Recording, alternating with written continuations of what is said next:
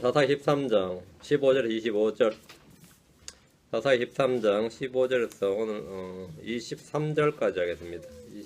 24절 25절이 삼손 탄생이니까요.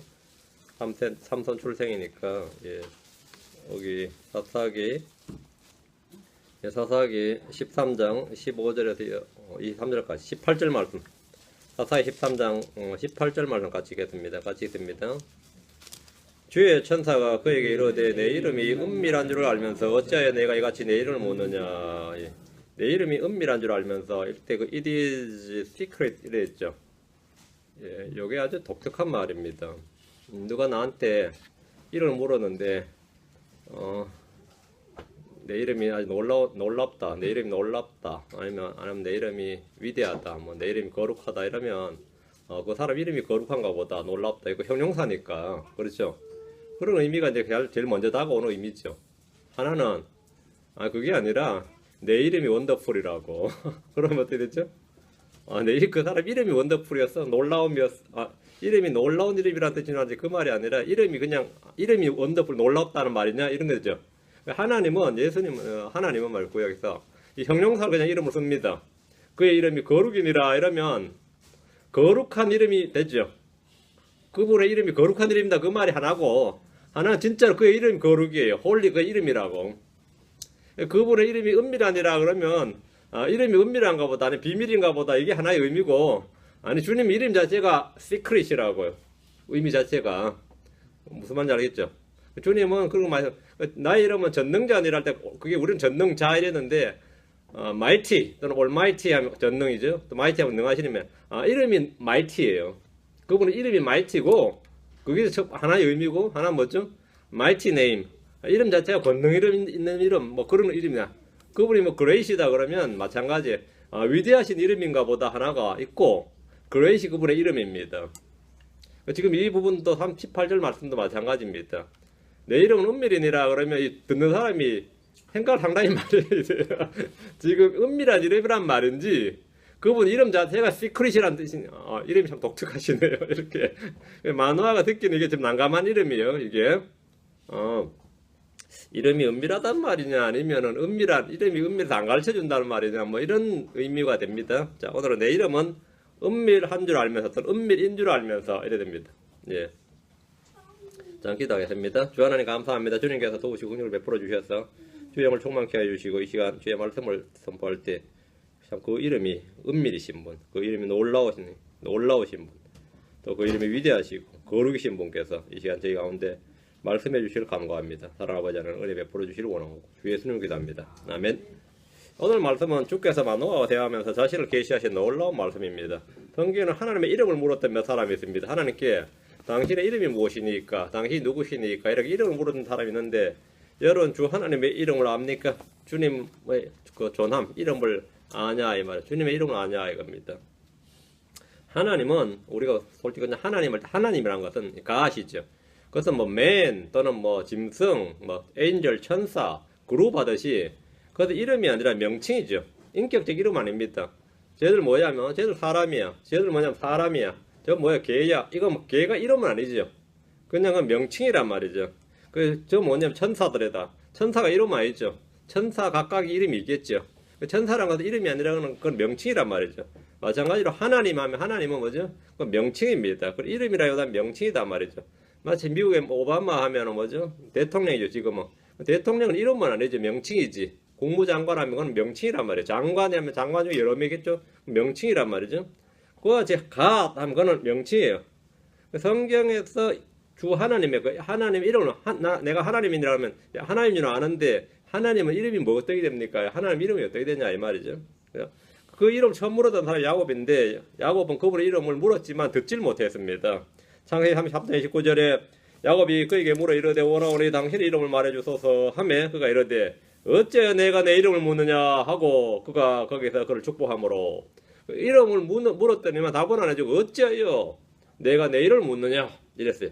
주님 야곱에게 자신의 이름을 말씀해 주지 않으시고 도리어 야곱에게 내 이름이 무엇이냐 이렇게 도리어 역으로 물으죠. 반대로 물으시니까 야곱이니다 했죠. 주님께서 그 이름을 야곱에서 이스라엘로 바꾸어 주셨습니다. 야곱은 전에 꿈에 주님이 누구신지 계시받은 적이 있습니다. 창세기 28장 13절에 또 보라 주께서 그 위에 서서 이르시되 나는 주니 곧 내 조상 아브라함의 하나님이요 이삭의 하나님이니라. 내가 누운 땅을 내가 너와 내 시에게 주리니 있습니다. 주님은 자신의 이름을 말씀해 주지 않으시고 나는 주니 곧 내 조상 아브라함의 하나님이요 이삭의 하나님이니라 이렇게 말씀해 주셨습니다. 이 칭호는 이스라엘 백성들에게 대대로 이어지는 하나님의 칭호입니다.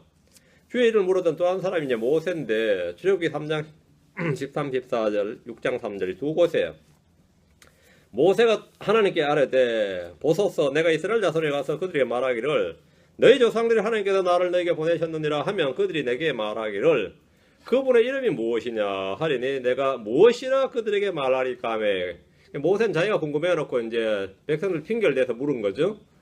자신도 사실 묻고 싶었던 건데 이렇게 물으면 좀 나은 거죠. 그래서 뭐라고 대답을 할까? 뭐라고 대답을 해야 되느냐? 그러니까 답을 내달라는 것 같습니다. 모세는 백성들이 그분의 이름이 무엇이냐고 물을 것을 대비해서 무엇이라 답변을 해야 되는지를 알려달라면서 그분의 이름을 물었는데 주님 모세에게 자신의 이름을 이렇게 말씀해 주셨습니다. 3장 14절에 하나님께서 모세에게 이르시되 나는 곧 스스로 있는 자니라 하시고 또 이르시되 너는 이스라엘 자손에게 같이 말하기를 스스로 있는 이께서 I am께서 나를 너에게 보내셨느니라 하라. 이 주님의 자신 이름은 I am이다 이렇게 I am이다. I am이신 분은 I am이시다 이렇게 I am이 그분 이름이었습니다. 하나님 이름은 I am. 하나님 모세에게 이 이름을 알려주셨고 이스라엘 자손들에게 나를 보내신 하나님은 I am이시니라 스스로 계시니시다. 나는 존재하느니라. I am이신 분께서 나를 보내셨다 이렇게 말하라. 하나님 이름 뭐라고요? 누구든지 물으면 그분은 I am이다 이렇게 말하는 거죠. 하나님은 이름이 I am 스스로 계신입니다. 이분은 시작에서 그 정체가 정확히 드러납니다. 예수님 반복해서 자신을 I am 이렇게 내가 그니라 그랬죠. 그게 바로 I am입니다. I am he 할 때 내가 그니라 I am이니라 그렇게 말씀하심으로써 자신의 정체와 신원을 정확하게 출애굽기 3장 14절에 모세에게 나타났던 아브라함의 하나님, 이삭의 하나님, 야곱의 하나님 바로 예수님 자신이고 내가 그니라 할 때 계속 그니라가 그입니다. 거기는 그예요. 가다 그게 아니고 그가 그예요. I am he입니다. 출애굽기 3장 14절에 나오는 그 내가 그니라 I am이 바로 예수님 자신이라고요. 출애굽기 6장 3절에 내가 아브라함과 이삭과 야곱에게 하나님과 전능자의 이름으로 나타났으나 나의 이름 여호와는 그들에게 알리지 아니하였느니라. 여러분 나의 이름 여호와 이랬죠. 주님은 출애굽 때 이스라엘 백성들에게 자신의 이름을 이제 여호와 이렇게 이름을 분명히 알려주었습니다. 성경에서 이 단어는 구약의 이 마소라 원문에만 6,500번이 넘게 나오는 아주 엄청나게 많이 나오는 이름입니다. 6,500번이 넘게 나옵니다. 주 하나님께서 자신의 이름을 나의 이름 여호와라 이렇게 말씀하셨고 우리는 그분의 이름이 무엇인지 압니다. 다음으로 주님의 이름을 물었던 사람은 오늘 여기 우리 공부하는 이 마노아입니다. 마노아가 삼손의 아버지 마노아인데 마노아 역시 그 이름을 정확히 듣질 못하고 오히려 책망을 받았는데 오늘 사사기 13장 17절 18절 마노아가 또 주의 천사에게 이르되 당신의 이름은 무엇이니까 당신의 말씀이 이루어질 때 우리가 당신을 존귀하게 하리다 하니 주의 천사가 그에게 이르되 내 이름이 은밀한 줄 알면서 또는 은밀인 줄 알면서 어찌하여 내가 이같이 내 이름을 묻느냐 하니라. 야곱이나 마노아는 하나님 이름을 혹 시원하게 좀 알고 싶었는지 모릅니다. 그들이 지금까지 듣고 한 이름이 아니라 뭔가 새로운 계시야 조명을 받고 싶었을 겁니다. 이것은 육신을 입은 사람들은 누구나 다 갖고 있는 소원입니다. 잠언 3장으로 갑니다. 4절 잠언 3장 4절 솔로몬이 이 백성들에게 또는 이 성도들에게 하는 질문입니다.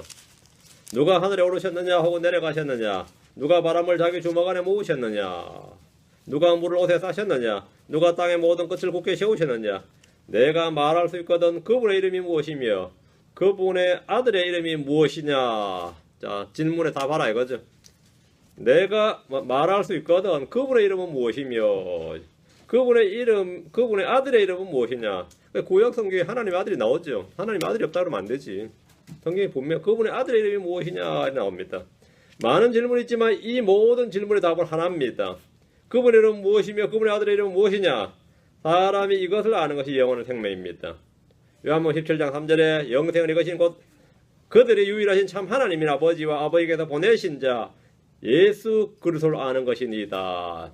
여기에 대한 답을 아는 것 이것이 영원한 생명이 있다 이거죠. 내가 이거 답할 수 있으면 그게 영원한 생명이다 했어요. 신약성경에서도 이 질문이 계속 반복됩니다. 요한복음 8장 25절에 이에 그들이 그분께 이르되 너는 누구냐 하니 예수님께서 그들에게 이르시되 나는 내가 처음부터 너에게 말한 바로 그니라. 나는 내가 처음부터 말한 바로 그니라. I am he 이겁니다. 주님을 믿지 못했던 사람들은 주님을 보고 들으면서 내가 누구냐고 물었고 주님은 내가 바로 I am이니라. 바로 내가 바로 출애굽기 3장 14절에 나오는 그 사람 그분이니라. I am he. 내가 그니라. 내가 그니라. 주님을 믿지 못했던 사람들은 주님을 보고 들으면서 계속해서 내가 누군지 물었습니다. 그들은 답을 몰랐다거나 답을 듣지 못했던 것이 아니라 답을 믿지 못했던 겁니다. 듣지 못한 게 아니라 믿지 못한 거죠. 만약 이 시간 하나님이 현현하셔서 우리 가운데 앉아 계시거나 며칠을 같이 먹고 마시고 살아있다고 하면 같이 이렇게 거하고 있다고 한번 생각해 봅시다. 만약 우리 교회 오늘 또 누구 방문했는데 주님이 방문했다고 하면 생각해요. 주의 천사가 방문했다고 하면 우리 뭐라 그러겠어요? 누구세요? 그러겠죠. 응? 아니면은 뭐 어디서 오셨어요? 그래 그 정도 묻거나 그냥 그렇게 할 겁니다. 그 정도로. 우리는 그냥 당신 누구십니까? 이래 물을 거예요. 불신의 질문은 믿음이 생길 때까지 어떤 답변과 체험도 만족스럽지 못합니다. 근데 그 온 사람이 내가 그니라 그러면 우리가 전부 다 약간 돌았나 이렇게 생각하면서 그죠? 아 또 이상한 사람 하나 왔네 이렇게 생각해서 알겠습니다 그러겠죠. 저는 그럼 답 들으면 더 안 묻지. 더 안 묻죠. 불신의 질문은 믿음이 생길 때까지 사실 어떤 답변을 줘도 사실 어떤 체험을 해도 만족스럽지 못해요. 후에 바울에 대한 사울은 주님을 처음 만났을 때 그는 야곱이나 마노아처럼 또 모세처럼 물었어요. 이때 주님은 즉시 대답해 주셨는데 사도행전 9장 5절에 그가 이르되 주여 누구시니까 하니 주께서 이르시되 나는 내가 핍박하는 예수라. 가시채찍을 걷어 자기가 내게 고시기를 하시거늘. 그 바울은 뭐 그냥 바로 자신이 막 그렇게 핍박하는 예수가 바로 그분이었어요. 뭐 한 번에 그냥 알아들었죠. 사울은 이 한마디의 대답으로 충분했습니다. 우리는 하나님 누구신지 알아야 됩니다. 누가 물어도 그분이 누구신지 그분의 이름이 무엇인지 말해줄 수 있어야 됩니다. 자 오늘 본문 말씀 사사기 13장 15절 마노아가 그의 주의 천사에게 이르되 원하건대 우리가 당신을 위해 염소 새끼 한 마리를 준비할 때까지 당신은 우리와 함께 머무소서 하며 마노아는 주의 천사를 하나님의 사람이라고 알고 그에게 지금 식사 대접, 소위 말 음식 대접을 하고자 했습니다. 마노아는 염소 새끼 한 마리를 준비해서 그것으로 대접하려고 했는데 나름 그가 할 수 있는 최상의 대접이었을 겁니다. 창세기 18장에서 아브라함은 세 남자 곁에 서 있는 것을 보고 그들 맞이하면서 몸을 땅에 굽히고 그들의 음식과 씻을 물과 휴식을 제공하려고 간청을 했습니다. 창세기 18장 3절 5절에 보면 이르되 내 주여 이제 내가 주의 눈앞에서 호의를 입었으며 원하건대 주의 종을 떠나 지나가지 마시고 원하건대 내가 물을 조금 가져오게 하소서. 또 당신들의 발을 씻고 나무 밑에서 쉬소서. 내가 빵 한 조각을 가져오리니 당신들은 마음을 편안하게 한 뒤에 지나가소서. 이런 까닭에 당신들이 당신들의 종이 오셨나이다 하며 그들이 이르되 내가 말한 그대로 내가 말한 대로 그리하라 하니라. 이들 세 남자는 하나님과 두 천사였습니다. 롯은 소돔으로는 두 천사를 자기 집으로 영접하고 대접했습니다. 마노아는 들에서 이 수태고지를 해준 주의 천사를 대접하겠다고 제안했습니다.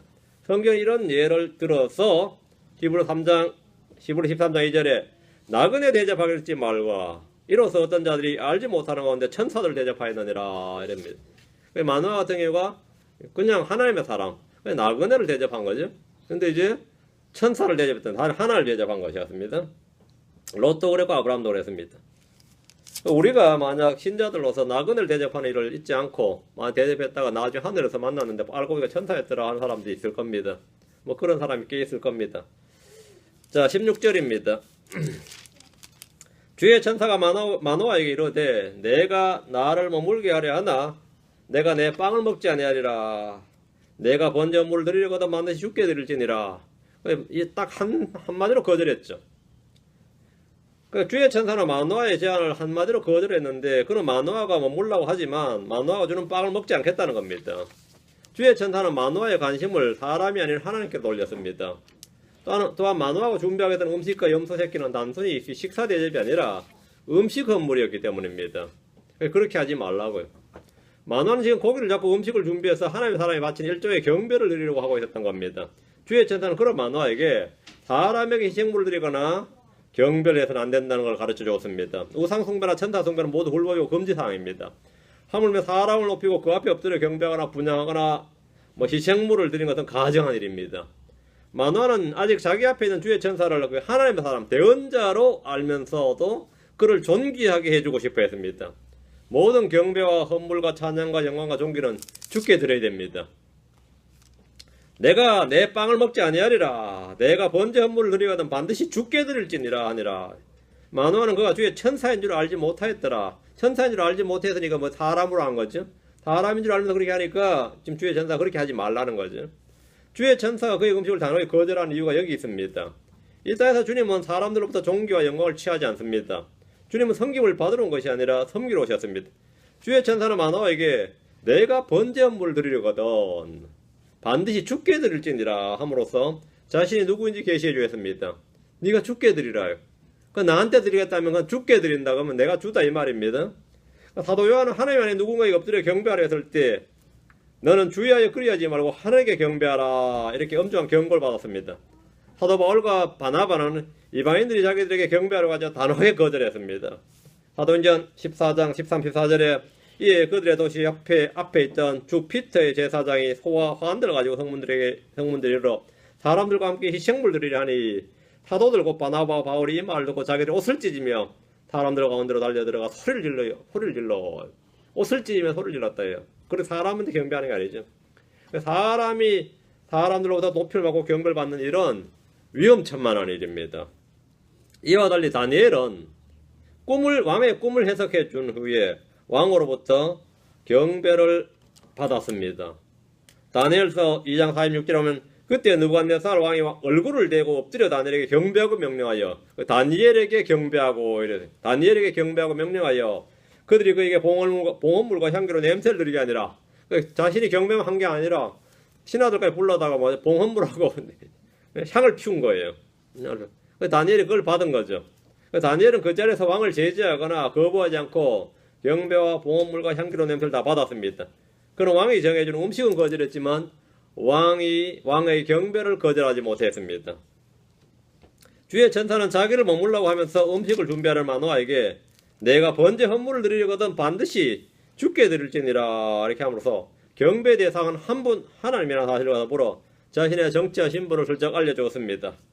자신이 바로 주의 천사로 온 주 하나님이라는 사실을 말씀해 준 겁니다. 그러나 마노아는 그의 말을 듣고도 그가 누군지 전혀 눈치를 채지 못했습니다. 전혀 알지 못했습니다. 마노아는 그가 주의 천사인 줄 알지 못하였더라. 마노아는 그 눈이 열리지 않았습니다. 그가 누군지 알지 못했어요. 전에 기드온도 그랬습니다.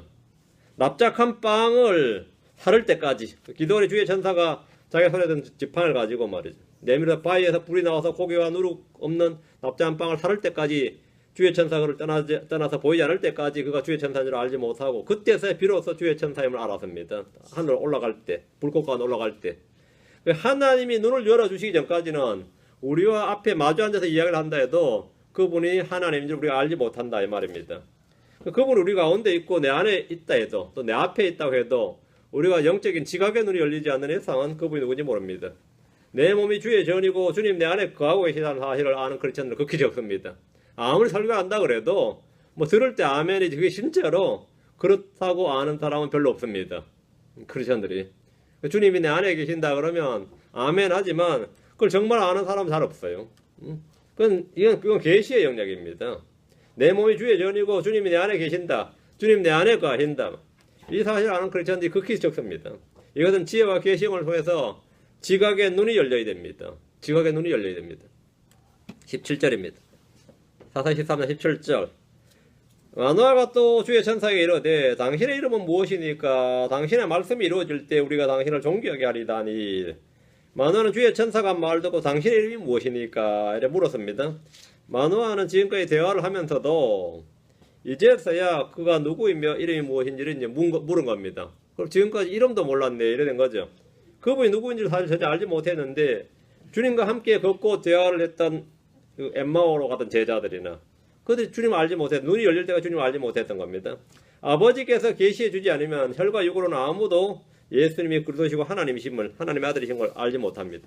성령으로 말미암지 않고는 아무도 예수님은 주시라고 부를 수가 없습니다. 마노아는 주의 천사에게 당신의 이름이 무엇이니까 이렇게 물었는데 일반적으로 어떤 사람이 누구인지 알고자 할 때 묻는 첫 번째가 이름입니다. 이름이 뭡니까? 이름이 어떻게 되십니까? 이름을 묻죠.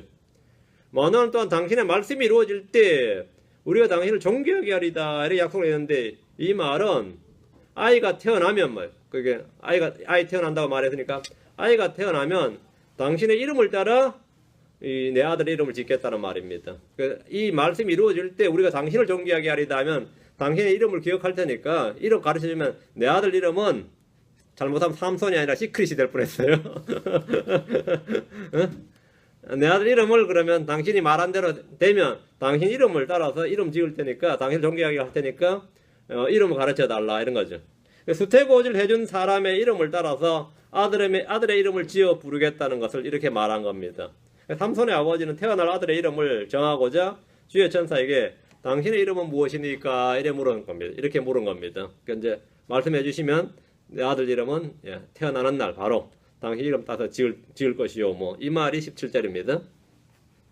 18절입니다. 주의 천사가 그에게 이르되 내 이름이 은밀한 줄 알면서 어째야 내가 이같이 내 이름을 묻느냐 하니라.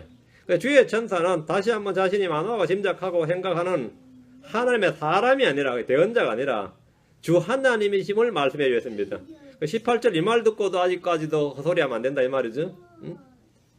내 이름이 은밀한 줄을 알면서 내 이름이 은밀인 줄 시크릿인 줄 알면서 어째 내가 이같이 내 이름을 묻느냐 하는데 이 시크릿으로 되어 있는 이 단어가 이 히브리어는 뜻이 두 개예요. 하나는 시크릿이고 하나 원더풀입니다. 그 개역성경에는 내 이름이 기묘인 줄 알면서 이래 돼서 원더풀로 번역한 거예요. 원더풀로 의해서 번역한 겁니다. 내 이름이 기묘인 줄 알면서 어째 내가 이같이 이렇게 왔고 내 이름이 은밀인 줄 알면서 내가 이같이 내 이름을 묻느냐 했는데 무슨 이름이 이러냐 이 말이죠. 여기는 두 가지 의미가 있습니다. 내 이름은 비밀이기 때문에 말해줄 수 없다는 것이 하나고 또 하나는 은밀한 시크릿이 내 이름이다 이 말입니다. 내 이름은 시크릿이니라 이 말이죠. 절묘한 답변입니다. 예를 들어서 당신의 이름은 무엇입니까 묻는데 내 이름은 거룩하니라 이렇게 하면 내 이름이 거룩하 이름이 거룩하다는 뜻일 수도 있고 거룩하니 그의 이름일 수도 있습니다. 이런 답을 들으면 누구나 한 번쯤은 좀 생각을 해야 됩니다. 이게 지금 이름이 거룩하단 말이에요. 거룩이 자기 이름이란 말이에요. 이렇게 된 거죠. 여기서 은밀한 이 시크릿이란 단어, 이 필이란 단어는 은밀한도 되고 원더풀 놀라움도 됩니다. 그래서 개역성경에서 이제 놀라운 기묘자 이게 이사야 9장 6절에 나오죠. 기묘자 이렇게 번역을 했습니다. 그 이름이 은밀이신 분, 그 이름이 시크릿이신 분, 그 이름이 원더풀이신 분, 놀라우신 분, 그 이름이 홀리 거룩이신 분, 그 이름이 전능자 올마이티, 그 이름이 능하신 마이티이신 분. 그게 뭐죠? 누굽니까? 하나님이죠. 하나님입니다. 그 하나님이 우리에게 한 아이가 태어나는데 그 이름이 이렇다는 거예요. 하나님께서 주신 한 아이, 한 아들의 이름이 있습니다. 그게 뭐냐면 이사야 9장 6절입니다. 같이 한번 보시죠. 여기서 킹제임스 성경을 빼고는 또 이게 전부 다 변개되어 있는 구절이죠. 킹제임스 성경에서만 발견되는 진리할 때 나오는 겁니다. 이사야 9장 6절. 이는 한 아이가 우리에게 태어났고 한 아들을 우리에게 주셨는데 그의 어깨는 정권이 놓이고 그의 이름은 놀라우시니 다음에 여기다가 콤마를 꽉 찍어야 됩니다. 원더풀이죠. 킹제임스 성경으로 원더풀하고 콤마를 꽉 찍고 좋은 자 카운슬러 콤마 꽉 찍고 마이티가 강하신 하나님 에버래스팅 파더 콤마 찍고 평화의 통치자 이렇게 이름이 뭐죠? 놀라우시니 좋은 자 강하신 하나님 영존한 아버지 평화의 통치자를 할 것이기 때문이라 5가지가 나옵니다. 하나이가 태어나는데 이 하나의 이름이래요. 근데 이 현대역본에서는 킹제임스 빼고는 원더풀에다 뒤에 콤마를 빼버린 거죠. 콤마를 빼버리면 어떻게 되죠? 원더풀 카운슬러가 되는 거죠. 놀라운 좋은 자 이게 하나가 되어버린 거죠. 그게 놀라운 상담자, 기묘자, 놀라운 기묘자 이렇게 기묘자로 한 말인데 그럼 내 이름이 4개가 되는 거죠. 원더풀 형용사로 그냥 수식으로 만들어버린 거죠. 원더풀 자체가 이름입니다. 원더풀하고 콤마를 꽉 찍어야 됩니다. 그 이름은 뭐라고요? 놀라우시니 원더풀이시고 그 이름이 놀라우시니다 말이죠. 이게 바로 시크릿하고 같은 말입니다. 마노아에게 자신의 이름이 은밀한이라고 했던 그분은 여기서 놀라우신 분으로 장차 태어날 아기의 이름입니다. 하나의 명사가 아닌 형용사를 그대로 이 이름으로 사용하시는 분입니다. 그분의 이름은 홀리고 시크릿이고 올마이티고 에버래스팅입니다. 하나님께서 그 형용사를 그대로 이름으로 사용하시는 분이다 말이죠. 그러니까 주의 천사는 그 이름이 은밀한, 그 미스터 시크릿이죠. 그죠? 그의 이름이 은밀한입니다. 내 이름이 은밀한이니, 요 킹영흑의 seeing 아느냐 말. It is secret. 네가 지금 이름을 모르는데 그것은 이름이 뭐라고요? 시크릿이니라 이 말. 마노아가 알고 싶어했던 이름은 시크릿이었는데 은밀한 비밀이었는데 그 이름이 신약에서 온 세상에 공개됩니다. 마태복음 1장 21절에 그녀가 아들을 낳으리니 너는 그 이름을 예수로 하라. 이는 그가 자기 백성을 그들의 죄들에서 구원할 것이기 때문이라. 이게 그때는 시크릿이었던 지금은 온 백성이 다, 온 세상에 다 전파되어야 되는 이름이죠. 예수라는 이름은 모든 이름이 뛰어난 이름이고 주의 이름입니다. 예수라는 이름, 그분의 이름을 통해 생명을 얻습니다.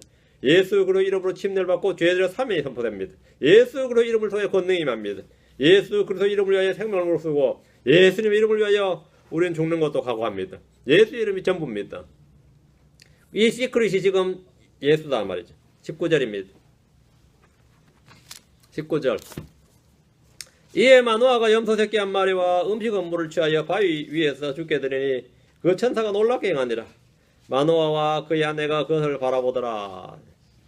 그 천사가 하는 일을 바라봤다 이거죠. 마노아는 염소 새끼 한 마리의 음식 업무를 취해서 바위 위에서 죽게 드렸습니다. 이건 지시사항대로죠. 죽게 드렸다는 거죠. 마노아는 자신이 대접하고자 했던 하나님의 사람이 아니라 주 하나님께 업무를 드렸는데 그 천사가 놀랍게 행했습니다. 하나님께 드리니까 이제 하나님으로서 그 번제 헌물을 받은 거죠. 자기는 하나님께, 마노아는 하나님께 헌물을 드리고 주의 천사는 하나님이시니까 그 헌물을 이제 받으신 거예요. 마노아는 자신이 대접하고자 했던 하나님의 사람이 아니라 하나님께 드렸다. 그리고 그 천사는 하나님으로, 사람으로서가 아니라 하나님으로서 그들에게 헌물을 받았습니다. 마노아와 그의 아내는 주의 천사가 행하는 일을 바라보기만 할 뿐이었습니다. 그 천사가 놀랍게 행하니라. 놀랍게 행하니라 할 때 놀랍게가 요 킹덤 성경에 뭐 되어 있어요? 원더러스리 되어 있죠. 놀랍게 행하니라. 이게 아까 내 이름은 시크릿이니라 했죠. 이게 같은 단어입니다. 그 놀랍게 행하니라. 내 이름이 원더풀인데 원더풀이 아니고 원더러스리 하겠죠. 내 이름이 시크릿인데 그 행하는 일이 원더러스리 하다. 놀랍다 아니에요? 놀랍죠? 히브리어로 은밀한과 같은 단어, 같은 글자, 같은 소리, 같은 단어입니다. 마노아와 그의 아내는 이 장면에서 내 이름은 은밀하니라는 말이 무엇인지 정확하게 알게 되었고 그가 누구인지 깨닫게 되었습니다. 이 순간에 깨닫게 된 거예요. 그들은 죽기의 번제 헌물, 염소 새끼와 음식 헌물 드렸는데 죽게 드리라고 말했던 그가 그 헌물을 받음으로써 마노아 부부 앞에서 자신이 주의 천사시고 주 하나님이심을 보이셨습니다. 그 자신이 주 하나님이라는 사실을 계시하셨다는 거죠. 지금까지 와닿습니까? 본문이 와닿아요? 오케이. 이거 지금 내가 혼자 따는 느낌이 약간 드는데요. 지금 이상한 약간 그런 느낌이 들어요 지금. 주의 천사는 주께 경배를 드리라고 명하고 자기 이름을 말해주고 이름 그대로 놀랍게 행하면서 경배를 받으면서 자신의 정체를 정확하게 계시해 주셨다는 거예요. 계시해 주셨습니다. 예수님께서 지상에서 자신을 계시하시는 많은 방법 중에 하나는 사람들의 경배를 받으시고 심지어 마귀에게도 경배를 받으신 겁니다. 경배를 받았다는 말이 뭐냐면 자신이 하나님이거나 아니면 뭐죠? 적그리스도거나예요. 자신이 거리낌 없이 경배를 받았다는 뜻은 하나님이라는 뜻이죠.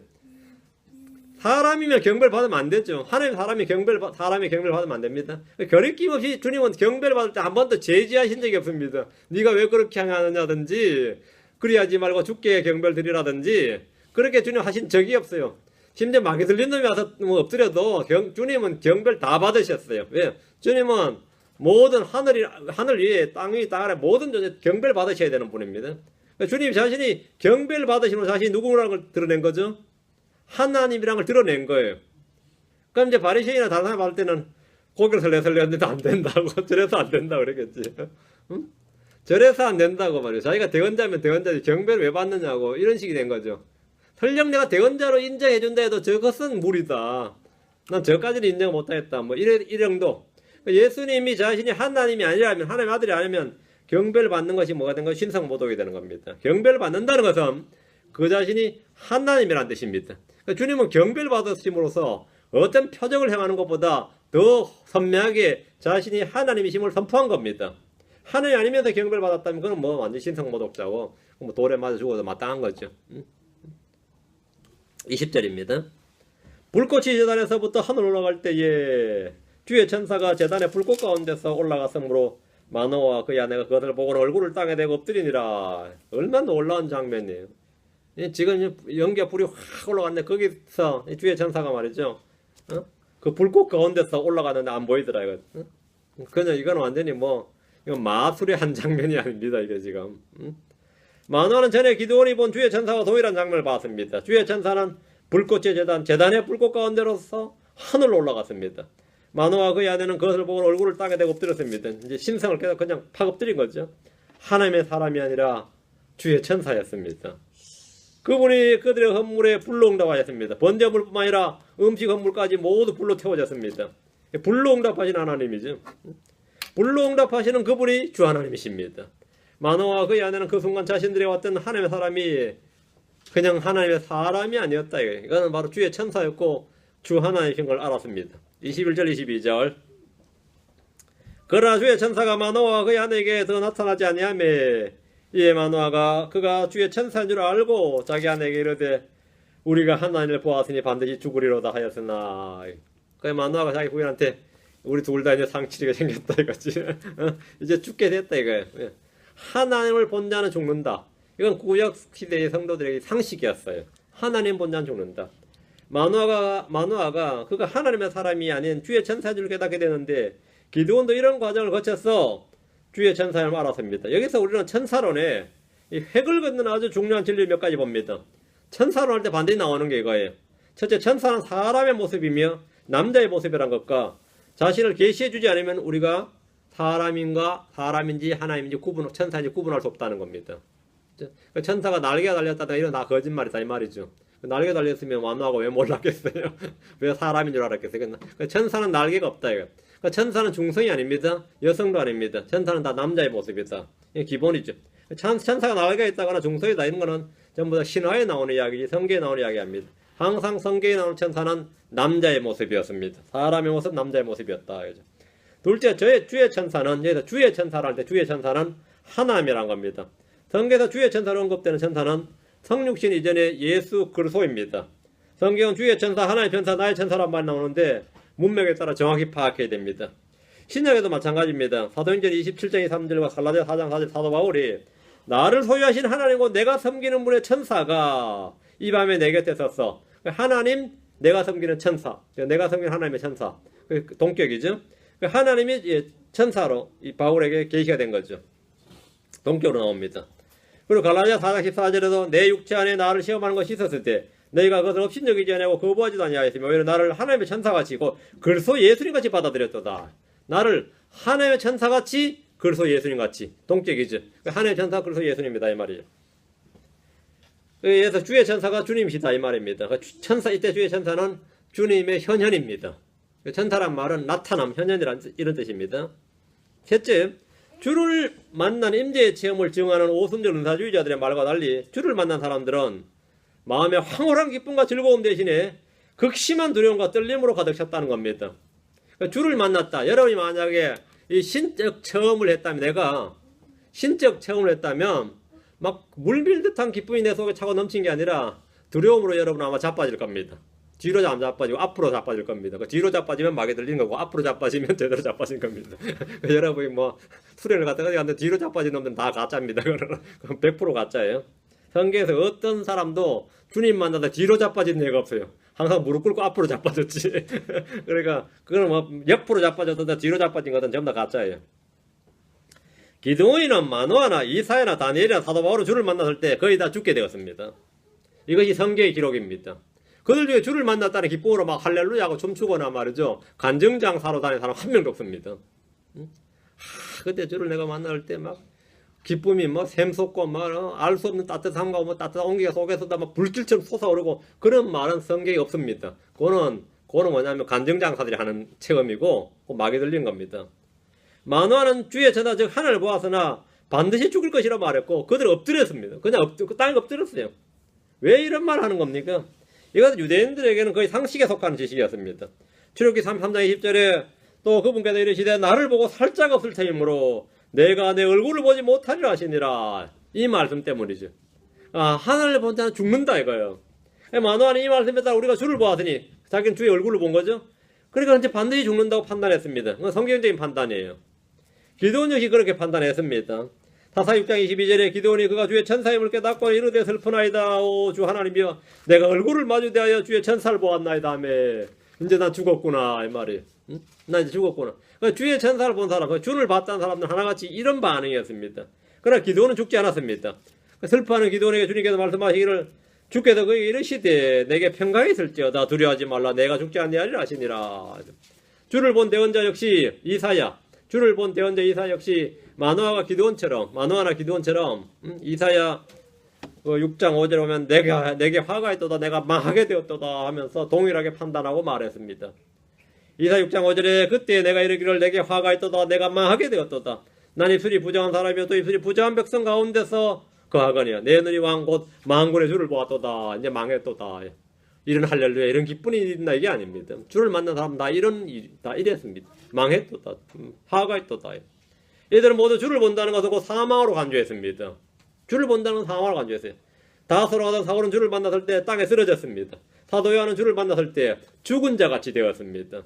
계시록 1장 17절에 내가 그분을 볼 때에, 사도 요한은 예수님을 아는 제자였어요. 근데 그런 요한이 그분을 볼 때 어때서요? 아, 다시 보게 됐습니다. 주님 반갑습니다. 얼마나 만입니까? 이런 반응이 아니었던 거죠. 계시록 1장 17절 어때요? 주님 만날 때. 응? 내가 그분을 볼 때에 죽은 자같이 그분의 발 앞에 쓰러지니, 죽은 자같이 쓰러졌다. 그 다니엘도 마찬가지였어요. 그분께서 오른손을 내 위에 얹으시며 내게 이르시되 두려워하지 말라, 나는 처음이요 마지막이니. 신구약을 막론하고 주를 만난 사람들의 공통적인 특징이 이렇습니다. 이는 오늘날 주를 만났다고 간정체험을 하는 이들과의 그 체험, 소위 말하는 간정과는 정반대입니다. 성경의 빛을 통해서, 이 성경의 말씀을 통해서 우리는 거짓말쟁이들의 거짓 체험과 거짓 환상과 거짓 은사들을 정확히 분별할 수 있습니다. 자, 이게 3절입니다. 사사기자 23절, 13절, 3절. 그야 내가 그에게 이르되 주께서 우리를 죽이기를 기뻐하셨더라면 우리 손에서 번제물과 음식물 받지 아니하셨을 것이요, 이 모든 일을 우리에게 보이지도 아니하시고 또한 지금처럼 이런 일들도 우리에게 말씀하지 아니하셨으리다 하였더라. 마노아가 죽게 되었다고, 부부가 동반으로 죽게 되었다고 막 지금 두려워 떠는데 마노아의 아내가 아주 지혜롭고 현명한 판단을 하는 거죠. 이런 마누라도 해야 돼요. 같이 두려워 떨면서 말이야. 같이 두려워 떨면서 호들갑 치면 어떻게 되겠어요? 안 그래도 담 약한 마노아가 죽기 전에 그냥 심장마비 걸려 죽는 거죠.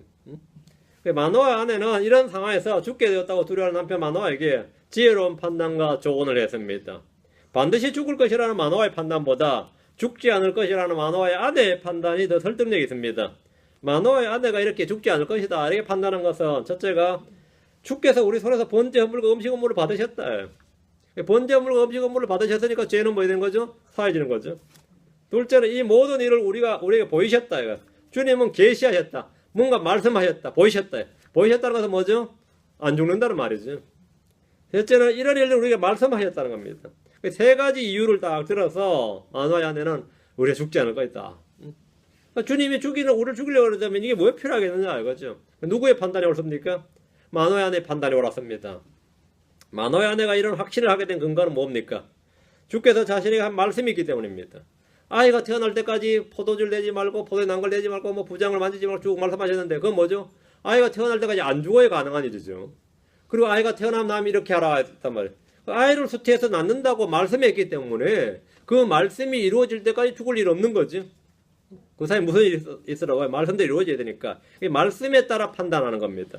말씀에 따라 판단한다. 죽으면 아이를 낳을 수가 없다. 주님의 주신 말씀이 판단의 근거입니다. 주의 주신 말씀이 판단의 근거예요. 우리는 매사에 주의 말씀을 따라 판단하는 습관을 들여야 됩니다. 그것이 right, 옳습니다. 그리고 그것이 정확해요. 그 말씀에 따라 판단하면 그 사람이 언제나 옳다는 겁니다. 오늘 여기까지. 그리고 이제 다음 시간에 이제 삼손의 출생은 24절 25절부터 14장까지 이어서 하겠습니다. 예. 잠깐 기도하겠습니다. 이대하지 거룩한 주 하나님 감사하며 주님께 은혜와 복을 주셔서 저희 마음속에 주의 영을 충만케 해주시기 원합니다. 주님, 오늘 금방 말씀에 기름 부어주시고 있는 모든 혼들이 마음에 기쁨이 차고 넘치게 해주시고 주를 아는 지에서 제 엄전 자라나도록 도우시고 말씀을 마음속에 풍성히 거하게 할 수 있도록 도와주십시오. 오늘 온전을 주의 임재 안에 가도록 도우시고 주의 영으로 저희를 충만케 해주십시오. 감사드리며 주의 손 기도합니다. 아멘.